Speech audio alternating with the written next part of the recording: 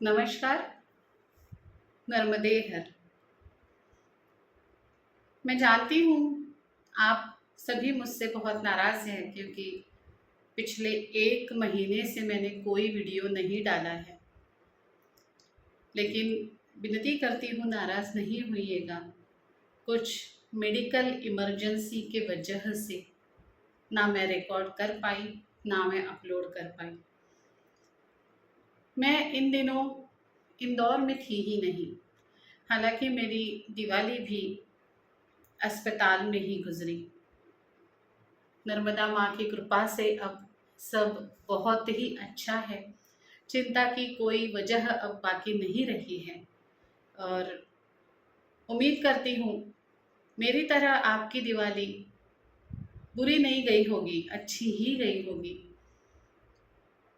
और मेरी नर्मदा मैया ने हम पर, हमारे परिवार पर जो संकट आया था उसे बिल्कुल ऐसे ऊपर ही ऊपर उठा करके दूर कर दिया है। और फिर वही प्रेम से, फिर वही आनंद से मैं आपके सामने हाजिर हूँ। फिर शुरू करते हैं इस श्रृंखला को जो किसी वजह से बीच में रुक गई थी।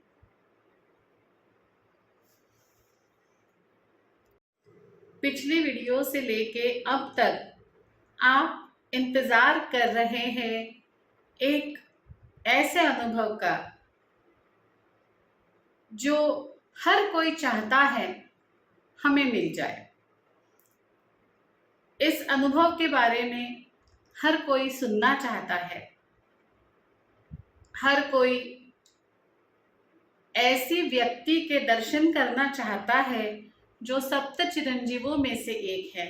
जी हाँ, मैं अश्वत्थामा के बारे में ही बात कर रही हूँ और पिछली वीडियो में हमने अश्वत्थामा के बारे में ही बात की थी, जिसे अब हम आगे बढ़ाएंगे। खुंटा मोड़ी से आगे हम वडफली के रास्ते पर तो थे, पर शायद आज हम वडफली नहीं पहुंचने वाले थे। हुआ यूं कि रास्ते में जब मैं अकेले इस मार्ग से चल रही थी, कुछ परिक्रमावासी आगे थे, कुछ परिक्रमावासी पीछे थे और मुझे एक जगह, एक ब्रिज मिला, एक पुल मिला और मैं कंफ्यूज हो गई कि मुझे अब इसके नीचे से जाना है या इसके ऊपर से जाना है। मैंने सोचा 2 मिनट रुकती हूँ और कोई आने जाने वाली गाड़ी आएगी तो मैं पूछ लेती हूँ। मैं एक पेड़ को टिक करके खड़ी हो गई और पता है क्या हुआ, मुझे पीछे से मराठी में आवाज आई। मराठी में। मैं मध्य प्रदेश के किसी भाग में थी जहाँ पे मराठी बोलने वाले लोग कम है। मुझे कोई लोग वहां पे जानते नहीं हैं, लेकिन फिर भी मुझे मराठी में आवाज आई, अहो तिकडनं पुलाखालनं जा, तोच रस्ता है।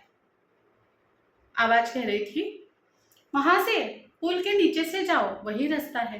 मुझे बड़ा आश्चर्य हुआ और आज के दिन का यही एक अनुभव नहीं था। आगे जा करके नंदुरबार जिले में शायद ये भाग पड़ता है, महाराष्ट्र के नंदुरबार जिला और मध्य प्रदेश के बॉर्डर पे ये भाग पड़ता है।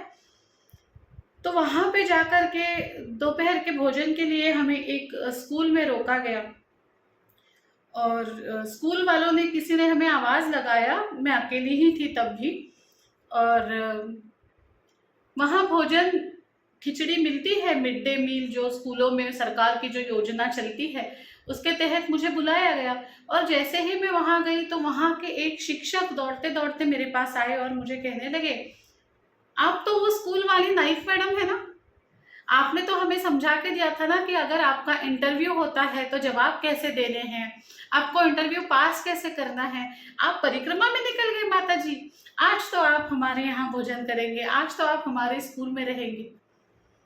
बड़ी आश्चर्य की बात है, इतने दूर कई साल पहले कोई वर्कशॉप में मैंने शायद इन शिक्षकों को पढ़ाया था और उनको ये बात याद थी, उनको मेरी शक्ल याद थी और बड़े ही प्यार से, स्वागत से उन्होंने मुझे खाना परोसा।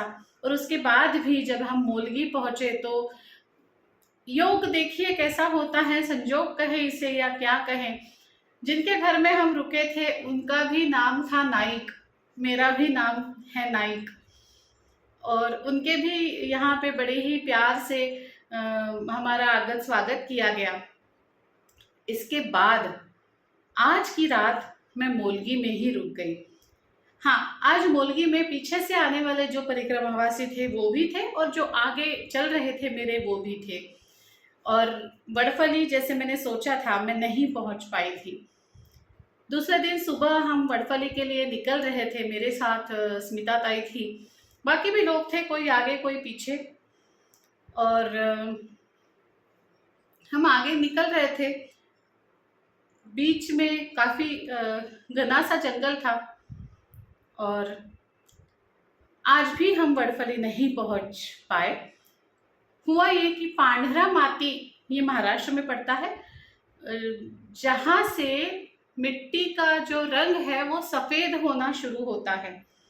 मध्य प्रदेश में लाल माती होती है ज्यादातर, काली माती होती है, लाल माती होती है, लेकिन यहाँ से मिट्टी का रंग सफेद सफेद होना शुरू होता है, इसलिए इस जगह का नाम है पांढरा माती।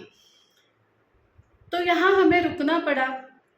उसके पहले का किस्सा अश्वत्थामा का किस्सा है, बताती हूँ। मैं doctor Suruchi Agnihotri Naik tissue salt clinic में आपका स्वागत करती हूँ। दोस्तों, ऋतु बदल रहा है और सर्दी का मौसम आ रहा है। इसके साथ साथ ढेर सारी बीमारियां भी हम तक पहुंचने की कोशिश में हैं। टिश्यू सॉल्ट से अपनी इम्यूनिटी को बढ़ाएं और बीमारियों से दूर रखें। दुष्परिणाम से दूर अत्यंत प्रभावी एवं उपयुक्त टिश्यू सॉल्ट के लिए स्क्रीन पर दिए गए नंबर पर संपर्क करें, यानी कि मुझे संपर्क करें। मैं डॉक्टर सुरुचि अग्निहोत्री नाइक, और मेरा नंबर है 9823653511। फिर एक बार दोहराती हूँ, 9823653511। जब हम पांढरा माती गांव के थोड़े पहले से चल रहे थे, तब कुछ अजीब सी बात हुई। थोड़ा सा और पहले से बताती हूँ। ये जो भाग है इसे शूल पानी की झाड़ी कहा जाता है। ये काफी बड़वानी के आगे से शुरू होती है और गुजरात तक जाती है। ये जो जंगल का भाग है इसमें कहा जाता है कि सप्त चिरंजीवों का वास होता है। ये पूरा आदिवासी क्षेत्र है, और एक तब हमें ऐसी प्रथा बताई गई थी कि यहाँ के जो आदिवासी बच्चे हैं वो आपके पास आते हैं और नर्मदे हर कहते हैं, तो उस वक्त उन्हें नर्मदे हर देकर के कोई चॉकलेट या कुछ दिया जाता है। और इसलिए मैंने भी काफ़ी सारे चॉकलेट्स ले लिए थे। मैं और पसारकर काकू हम दोनों साथ चल रही थी, और छोटे छोटे बच्चे आते गए, नर्मदे हर कहते गए, हम चॉकलेट देते गए। एक बड़ा सा पेड़ था जिसके नीचे कुछ बच्चे खेल रहे थे, वो भी आए, उन्होंने भी नर्मदे हर किया और चॉकलेट दिया। एक बच्चा था जिसकी पीठ मेरे तरफ थी, और नग्न था वो बच्चा, उसने कपड़े नहीं पहने हुए थे, और उसकी कमर में काले रंग का धागा लटकाया हुआ था, और उसके बाल भी नहीं थे, और वो बच्चा मेरी तरफ देख नहीं रहा था। तो मैंने उसे आवाज़ लगाई, मैंने उसे कहा बेटा आ जाओ, और वो बच्चा जो है वो पलटा और मेरी तरफ आ गया। जब वो मेरी तरफ आया तो मैंने देखा उसके यहाँ पे जख्म थी, और वहां से इस तरह से खून उसके आंखों के नीचे बह रहा था। मैं तो डर गई। मैंने पूछा बेटा क्या हुआ? तो बोलता है वो छोड़ो, तुम्हारे पास क्या है? मैंने बोला ये लो चॉकलेट खाओ। तो वो बोलता है मैं क्या चॉकलेट खाता हूँ? मैं चॉकलेट नहीं खाऊंगा। तुम्हारे पास मिश्री है? मेरे पास मिश्री नहीं थी। तब उसने कहा तुम्हारे पास घी है? मेरे पास घी भी नहीं था। और उसने कहा तुम्हारे पास तेल है? मेरे पास तेल भी नहीं था। मैंने उससे कहा कि चलो बेटा, तुमको तुम्हारी माँ के पास ले जाती हूँ। उसने बड़े गुस्से से ऐसे ऊपर मेरी तरफ देखा और मुझे कहने लगा, तुम मेरे कुछ काम की नहीं हो, जाओ। मैं आपको बताऊं, छोटा सा बालक था, 5-6 साल का, ज्यादा से ज्यादा। ऊंचा था, शायद अजानू बाहु था, जिसके हाथ जो है वो जानू तक, मतलब घुटने तक आते हो, उसे अजानू बाहु कहते हैं। उनकी नाक बिल्कुल सीधी थी और उनके आंखों में जो तेज था, मैं उसको शब्दों में बांध नहीं सकती। और वो चला गया। मैं तो बस यही सोचती रही कि ये इतना छोटा बच्चा, इसको इतनी बड़ी जख्म यहाँ से हुई है, खून तक निकल रहा है, ये रो कैसे नहीं रहा। और यही सोचते सोचते मैं और काकू हम आगे निकल गए। आगे भी ऐसा हुआ कि हमें रहने के लिए कुछ खास व्यवस्था नहीं मिली, और एक छोटा सा राम जी का मंदिर था जिसमें सिर्फ 4 खंबे थे और ऊपर एक छत था, और उसमें हमारी आज की रहने की व्यवस्था थी। लेकिन वहां हमें जो भोजन देने वाले लोग थे, उनमें से जो एक आदमी था, वो कुछ ऐसे शब्द बोल गया, आपको तो मिल गए दर्शन। हमें तो समझ में ही नहीं आया। लेकिन जब ये बात का खुलासा हुआ, हमने आपस में बात की, जब इस जख्म की बात हुई, और सबसे जरूरी बात, कहते हैं अश्वत्थामा कोई भी रूप में आकर के दर्शन देता है। अगर आप टीचर हो, शिक्षक हो, तो आपको बच्चे के रूप में आके दर्शन देगा। अगर आप, आपकी जिंदगी या आपके मन में जैसे भाव है, उस भाव में आकर वो दर्शन देगा। और अब तक की मेरी जिंदगी जो थी वो बच्चों में गई थी। मैं बच्चों के साथ बहुत ही खुश रहती हूँ। बच्चों के साथ रहना, उनसे बातें करना, उनकी बाल लीलाएं देखना मुझे मुझे बहुत पसंद है। और शायद अश्वत्थामा जी ने मुझे बाल रूप में इसीलिए दर्शन दिया था। मैं नहीं जानती वो अश्वत्थामा थे या नहीं थे, लेकिन जो बड़े बुजुर्ग कहते हैं, जो आश्रमधारी कहते हैं, जो बाकी लोग कहते हैं, मैंने उन पर विश्वास रखा। और इसका भी खुलासा बाद में हुआ। एक नर्मदा अभ्यासक है, सतीश जी चूरी, नर्मदा माई के भक्त है, परिक्रमावासी है, और उनकी सबसे बड़ी और अच्छी बात यह है कि वो हर छोटी मोटी चीज का अभ्यास करते हैं। उनमें एक वैज्ञानिक दृष्टिकोण है, जो हर चीज को देखते हैं, ये ऐसा है तो ऐसा क्यों है, और उसके पीछे का कारण ढूंढ के निकालते हैं, साइंटिस्ट है। उनकी मेरी बात हुई, तब मैंने उन्हें ये किस्सा बताया। तब उन्होंने कहा कि मैंने इस पर अभ्यास किया है, इन्हीं दिनों में, समय के वक्त के, मतलब दिन के इसी वक्त में, इसी महीने में, इसी तिथि पर अश्वत्थामा के दर्शन लोगों ने पाए हैं। आपसे पहले भी परिक्रमावासियों ने अश्वत्थामा के दर्शन पाए हैं।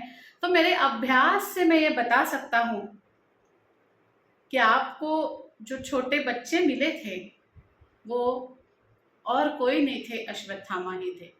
जब सभी लोग, बड़े बुजुर्ग, आश्रमधारी आपके साथ जो है, वो इस अनुभव को जो समझ पा रहे हैं, वो अभ्यासक, और मेरे मन में बह रही नर्मदा माई जब ये कहते हैं कि वो अश्वत्थामा थे, तो मैं मान लेती हूँ कि हाँ, वो अश्वत्थामा थे।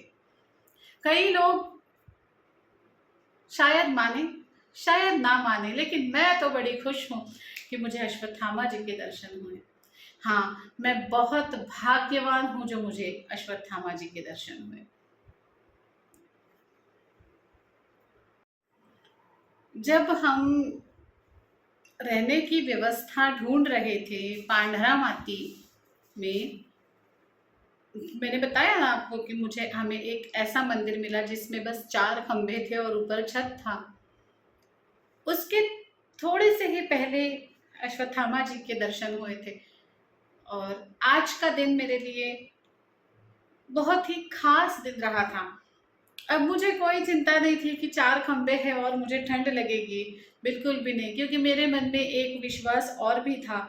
आज का दिन ऐसा गया है और कल के दिन मुझे और भी कुछ मिलने वाला था। वो जो कुछ मुझे कल के दिन मिलने वाला था उसका तो मैं वर्णन ही नहीं कर सकती। हर किसी की एक ही इच्छा होती है, जो साधक होता है मैं उनकी बात कर रही हूँ, जो शिष्य होता है मैं उनकी बात कर रही हूँ। हर शिष्य की, हर साधक की एक महत्वाकांक्षा होती है, जब उनका ईश्वर, उनके गुरु उनके साथ होते हैं। ऐसा ही कुछ आभास मुझे आगे मिलने वाला था और वो भी अचानक से। मैं बहुत खुश थी। आज अश्वत्थामा के दर्शन हुए थे और दूसरे दिन मैं और भी खुश हो गई थी। जो मुझे मिला था वो सबसे बड़ी खुशी आप समझ सकते हैं। अब ऐसा क्या मिला था, जल्दी बताऊंगी। इस बार लेट नहीं करूंगी, वाकई में जल्दी आती हूँ, लेकिन तब तक के लिए नर्मदे हर, नर्मदे हर, नर्मदे हर। एक चीज बोलना तो मैं भूल ही गई। कौन सी? जो मैं हमेशा से ही बोलती हूँ। सबसे पहले तो एक बार फिर मैं आप सभी के सामने क्षमा याचना करती हूँ कि पिछले 1 महीने से मैं वीडियो डालने में असमर्थ रही हूँ, लेकिन फिर भी आपसे दोनों हाथ फैलाकर एक चीज मांगती हूँ, वो ये है कि इस नर्मदा माई के प्रसाद को जितनों को बांट सकते हैं उतनों को बांटिएगा। इसके लिए आपको क्या करना होगा? इसके लिए आपको इस चैनल को लाइक करना होगा। बहुतों ने सब्सक्राइब नहीं किया है तो शायद उन्हें ये वीडियो ढूंढने पर मिले। अब मिल गया है ना, अब कर दीजिए सब्सक्राइब। आपको सब्सक्राइब करना होगा, आपको बेल बटन दबाना होगा ताकि जैसे मैं वीडियो अपलोड करूं आपको नोटिफिकेशन आ जाए। आपको शेयर भी करना होगा और मुझे यकीन है आप ज़रूर करोगे, क्योंकि मैं अकेली ही माई की भक्त नहीं हूँ। मेरे साथ साथ आप भी माई के भक्त हो और ये जो मेरी परिक्रमा श्रृंखला के रूप में आपके सामने आ रही है, मैं जानती हूँ आप भी इस वक्त परिक्रमा में ही हो, है ना? चलिए फिर थोड़ा सा इंतज़ार, like share subscribe and Narmade her.